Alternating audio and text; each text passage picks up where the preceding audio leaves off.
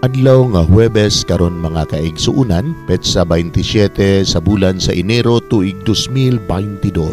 Ang pagbasa kinutlo gikan sa Ebanghelyo sumala ni San Marcos, kapitulo 4, bersikulo 21 ngadto sa 25. Ug mipadayon si Jesus sa pag-ingon. Dagkutan bagud ang suga aron lamang taguan sa ilalom sa gantangan o sa ilalom sa higdaanan? Dili ba ibutang man kini sa tungtunganan? Walay tinaguan nga dili mabutyag, ug walay gililong nga dili madayag.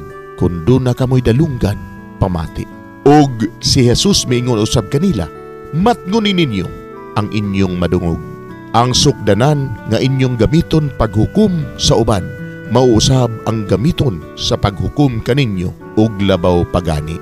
Ang tao nga may iya ng daan, hatagan pagayod, apan ang walay iya, bisan ang diyutay nga anaa kaniya, kuhaon pa. Mga igsuon, ang Ebanghelyo sa Ginoo. Daygon ikaw, O Kristo.